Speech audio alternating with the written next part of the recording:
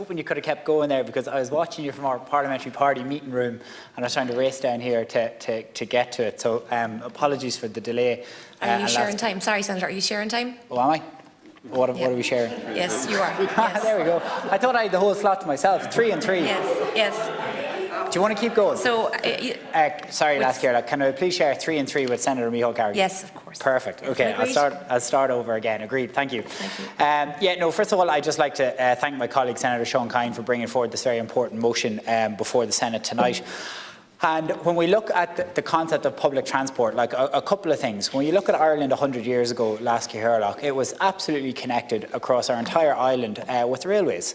And then for whatever reason, through whatever the common consensus was at the time, we ripped up a lot of those railways.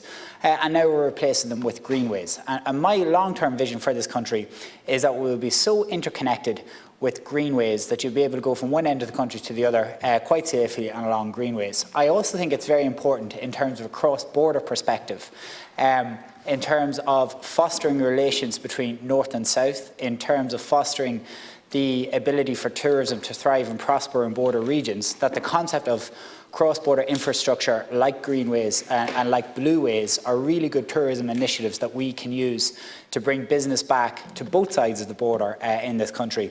And I think that is very important. And again, we've seen it in my own county of Louth, where we have the North Louth Greenway, which is connecting up with the Greenway from Newry to Victoria Lough, which is being promoted by Newry and Down County Council. So that's just one example. Another way, the other couple of points I'd like to make is last week I was in Derry actually with the Fine Gael engagement group in Northern Ireland, and I have heard members from the North West, former Senator Alicia McCallion, when she's in this House, speak about this as well. And I was truly amazed. It's not a part of the world I'm from, but at the lack of connectivity to the North West. And I hear my colleague Deputy Joe McHugh talking about it as well. And I really think if we have any long-term views in terms of transport and infrastructure, we really have to look at connecting the northwest of this country properly and sufficiently to the rest of this island. When I look at the motion here, the lack of alternatives to the private car in rural areas, this is a real issue.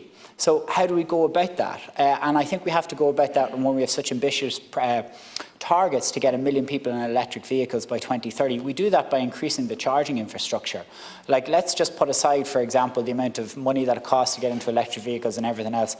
Like, we're not going to get people into electric vehicles unless they're confident, particularly in rural areas, of having sufficient charging networks and an abundance of charging networks. So I think if we see really substantial government investment in the charging network there, we could really do something to help people get out of private cars in rural. We can really help the lack of alternatives in rural areas. That's my overall view of it, Minister. Would be very keen to hear your responses back at the end of this debate.